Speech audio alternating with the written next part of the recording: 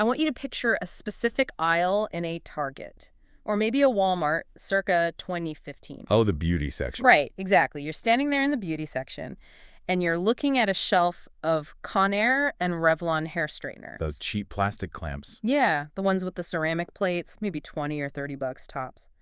Now, if I told you that this specific, totally low-rent appliance was effectively the Model T for a multi-million-dollar sector of the cannabis industry. You'd probably tell me I've been reading way too many conspiracy forums online. Exactly. But that is exactly what happened. Welcome to today's deep dive. We are jumping into the solventless revolution today, specifically the rise of what's known as rosin tech.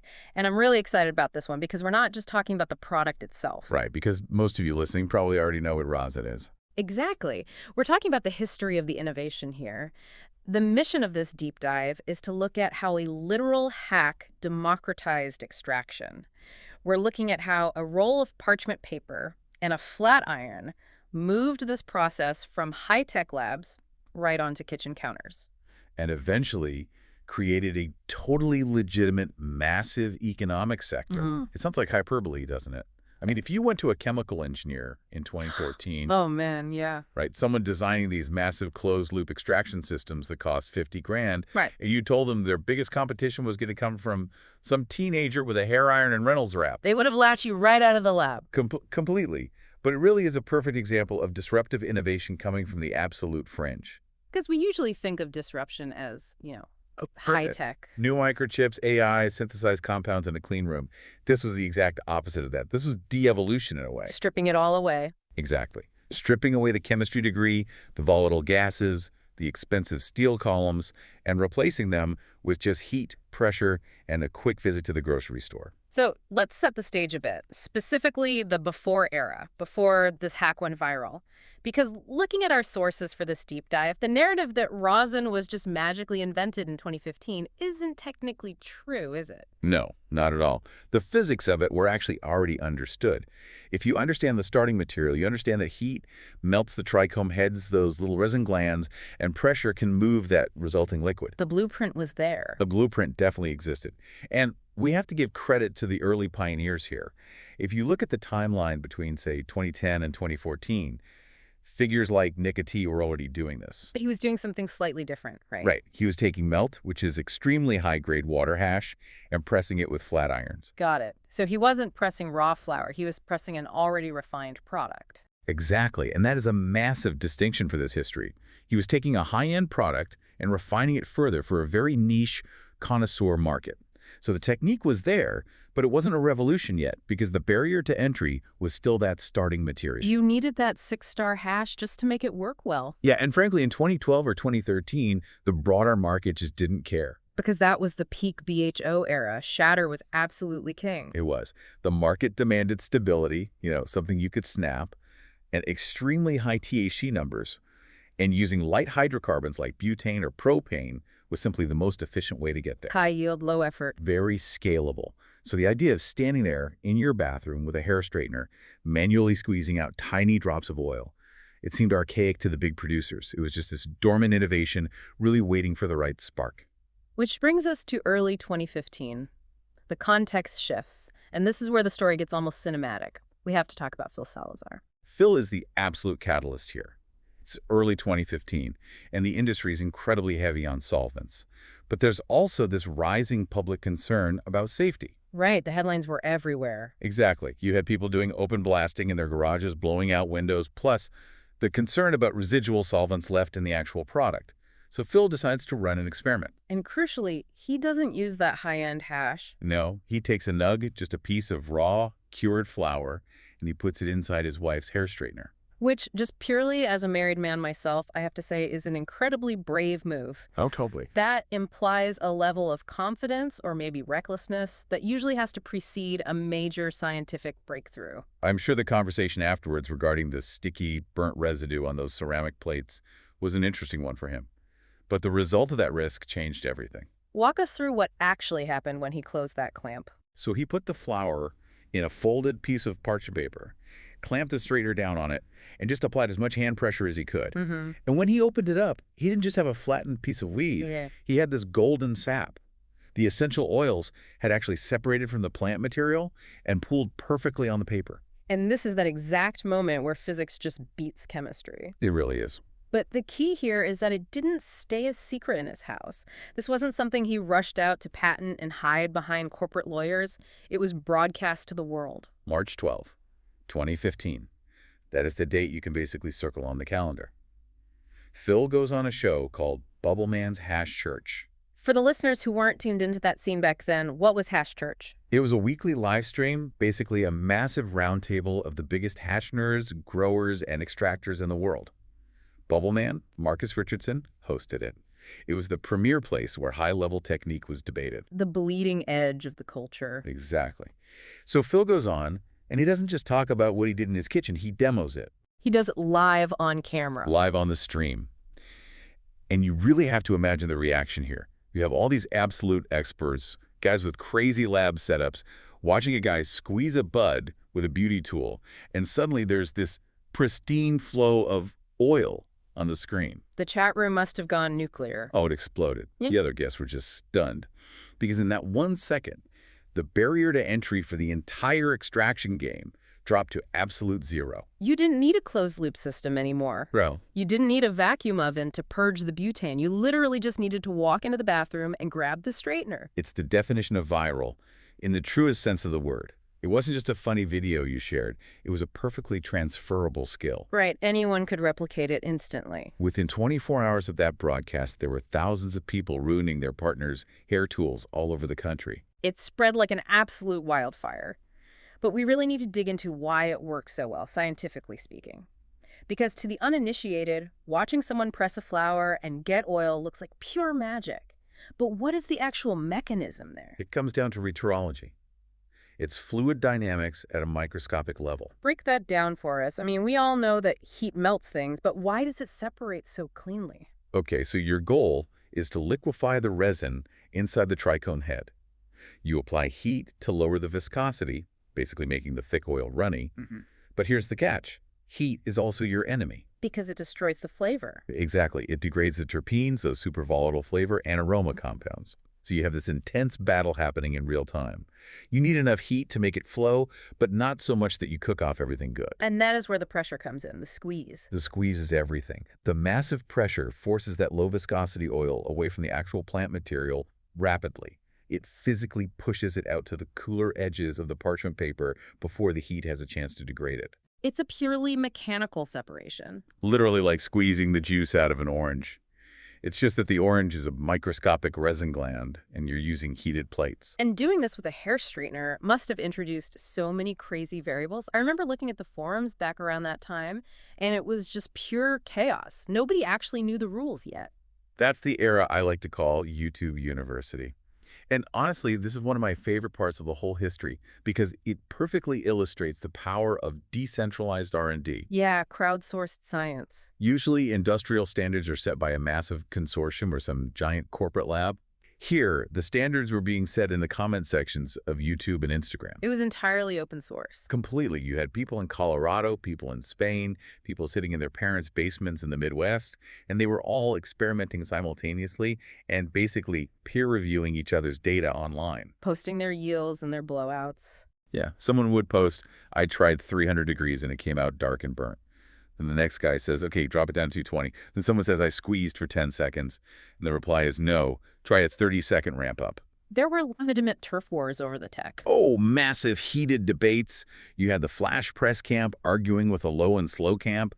People were arguing over exactly how to pack the bud into the paper. Well, do you grind it? Do you leave it whole? Right. And then you had the directional folding technique. That was a game changer. Someone figured out that if you fold the parchment paper in a specific way, the oil gets channeled out one side like a little spout, away from the heat even faster. And that wasn't invented by an engineer. No, that was literally just a forum user named Bass Medical Strains or something similar, just tinkering in their kitchen, figuring it out, and sharing it for free. It's just amazing to think about that collective brain power focus on this one tiny process. But we do have to address the reality of the hack itself. Because as fun and romantic as the hair straightener story is, functionally, it was a terrible tool for the job, wasn't it? Oh, it was awful. We look back on it now with all this nostalgia, but in reality, It was a total nightmare to use. First of all, hair straighteners are designed to glide over hair, not crush dense, fibrous organic matter. So they were just snapping in half. Constantly. The plastic housings would crack, the little metal hinges would just get out under the pressure. And the heat control on those things is terrible. They pulse on and off, right? Exactly. They rely on massive temperature swings to maintain an average heat, so you set it to low, but the actual plates might fluctuate wildly between 180 and 230 degrees while you're pressing. And an extraction, that's huge. 10 degrees is the difference between gorgeous golden batter and burnt toast. Plus, there's the biggest issue of all the pressure. You're using your bare hands. The shaky hand variable. You physically cannot replicate human hand pressure perfectly Right. every single time. And honestly, people looked insane doing it. You had guys putting the straightener on the floor and stepping on it with their full body weight. Oh, man. Yeah, I saw videos of guys using those quick grip woodworking clamps to squeeze the plastic housing. Which is incredibly dangerous. The ceramic shatters, hot plastic cracks. The community very quickly realized, okay, we have a brilliant proof of concept here, but we desperately need better tools. And this is where we see the rapid evolution kick in. We transition from the bathroom counter directly to the garage. The hardware gets a major upgrade. The arbor press era. Do you remember seeing those pop up on feeds? Yes, those giant orange heavy-duty shop presses from Harbor Freight. Exactly. People realized they needed real tonnage. They needed mechanical advantage, not just body weight. So they started going to local hardware stores, buying these cheap 6-ton or 12-ton hydraulic shop presses. But those don't have heated plates, so how did they bridge that gap? This is the genius part. They started manufacturing custom plates themselves. This is really where the modern industry starts to take shape. Because you couldn't just log on and buy an all-in-one rosin press yet. No, you had to piece it together. You bought the press from the hardware store, and then these new little garage companies, places like Low Temp Plates or Sasquatch, started popping up just to sell the heated attachments. They were just machining blocks of metal. Yeah, machining solid aluminum blocks, drilling precise holes for heating rods, and pairing them with PID controllers. Can you explain the PID controller really quick for the listeners who might not know the term? Sure, it's basically an industrial temperature controller. Unlike the hair straightener that pulses on and off, a PID controller keeps those heavy aluminum plates at an exact constant temperature. So if you set it to 190 degrees Fahrenheit, it stays exactly there with almost zero fluctuation. So suddenly, you've solved both problems. You have precision heat and massive, consistent mechanical pressure. You completely took human error out of the equation. And that completely changes the output. I mean, with a hair straightener, you were getting a little smear on a piece of paper. With a 12-ton press, you're getting a literal river of oil flowing off the plates. And achieving that kind of flow allowed for the next massive leap in the tech, which was filtering. Right, because squishing a raw nug had its flaws. When you squish raw flour in a hair iron, you're inevitably getting tiny bits of plant material, little microscopic pieces of leaf and stem pushed into the oil. It was considered dirty by today's standards. So how did the shop press fix that? With all that extra pressure available, people started using nylon micron filter bags. Sort of like a tea bag for weed. That's a perfect analogy. You pack the raw material into a 90 micron or 120 micron screen bag, put that between the parchment paper, and press. And the bag holds back the contaminants. Exactly. The oil is forced through the microscopic mesh, but all the organic plant matter stays trapped inside. Now suddenly you have a product that looks, smells, and dabs exactly as clean as the chemically extracted stuff. But completely without the solvents. Exactly. Which brings me to a really interesting point from the sources. I want to circle back to the starting material we talked about earlier, because this whole revolution started with Phil pressing a raw flour nug, but eventually the industry actually circled right back to what Nicotine was doing in the beginning, didn't they? They absolutely did. It went full circle. Once the hardware finally caught up, once we had these presses doing 20 tons of pressure with perfect precision plates, the extractors realized that pressing raw flour actually has a hard ceiling. There are limits to how good it can get. Right. Flour has fats, it has waxes, lipids, and it can sometimes leave a very slightly planty or toasted taste no matter how good the filter bag is. So they abandoned the flour and went back to hash. They go back to hash. Yeah. But they took all the new tech with them. Yeah. They started making ice water hash in massive volumes, literally washing the raw plants in giant vats of ice water to gently separate just the pure trichome heads. And then they take that pure hash powder, dry it, and press that instead. Yes. And that specific process is what we now know as live rosin. Live rosin, which is really the absolute pinnacle of the market today. It's the gold standard. Sure. But the crazy thing is, they could never have gotten to that commercial scale without the intermediate step of the flower rosin revolution. The hair straightener was the necessary bridge. The straightener proved the underlying concept was viable for the masses. Then the garage shop presses refined the actual mechanics of the squeeze. And finally, they applied all that refined engineering back to high-end hash. To create a product that is widely considered the cleanest and best in the world. It's fascinating, especially when you think about how the term solventless has evolved. Because in 2014, saying something was solvent-free was just a technical safety claim. Right, it meant it wasn't going to blow up in your face. But now, solventless is basically a lifestyle marketing term. It became the ultimate signal of purity. You have to remember the context of the time. We had the popcorn lung scares making the news, all the issues with cheap vape cartridges, the fear of residual butane in bargain bin extracts. The consumer was getting wary. Very wary. So the word solventless told that consumer, unequivocally, nothing touched this product but water, heat, and air. It's basically the organic food movement, but for cannabis. Ideally, yes, that's exactly what it is. It entirely shifted the optics of the culture. And it empowered the consumer because, theoretically, they knew they could still just do it at home if they wanted to. Even though the commercial market moved on to these massive pneumatic presses, the spirit of the process remained the exact same. This is just mechanical separation. Okay. It took all the black magic and the chemistry lab intimidation out of the process. And in doing so, it created an entirely new economy around itself. We aren't just talking about the extractors making the oil. We're talking about all the secondary businesses, the custom press manufacturers, the companies making the nylon bags. Even the paper companies.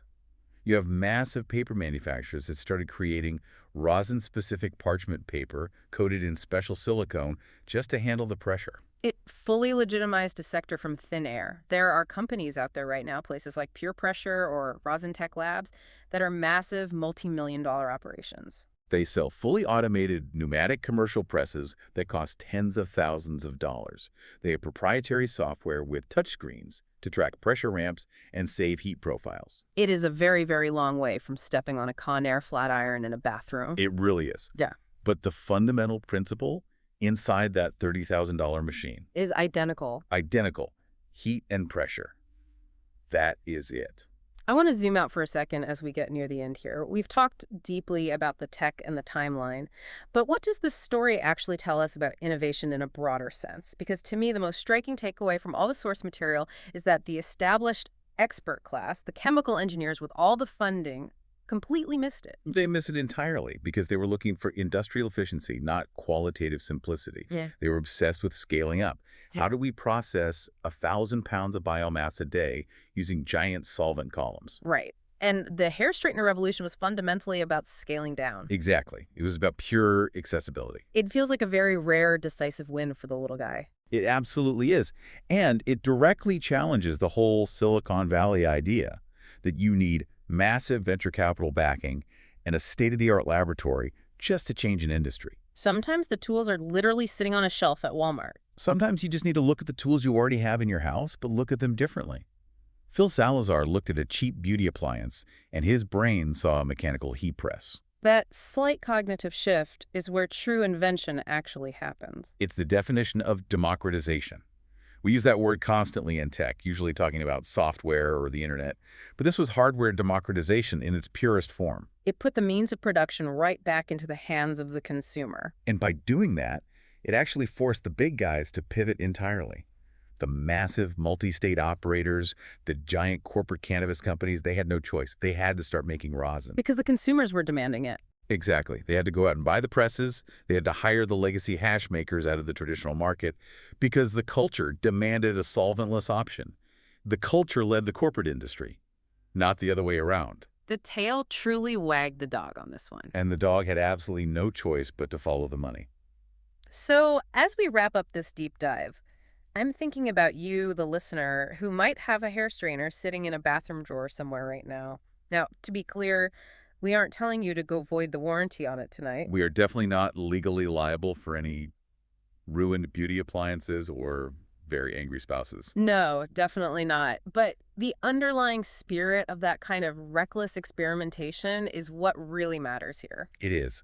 And I think the provocative thought to leave you with is simply this. The entire solventless revolution happened because someone dared to use a common tool completely wrong. Right. They used a hair tool for botany. They used a woodworking clamp for chemistry. It really makes you look around your house a little differently, doesn't it? It really does. It begs the question, what other mundane household item is just sitting in your junk drawer right now, waiting for the exact right misuse to spark the next big revolution? What is the next hair straightener? I have to admit, I've been eyeing my air fryer suspiciously all week doing research for this. You might want to be careful with that one. Fair point.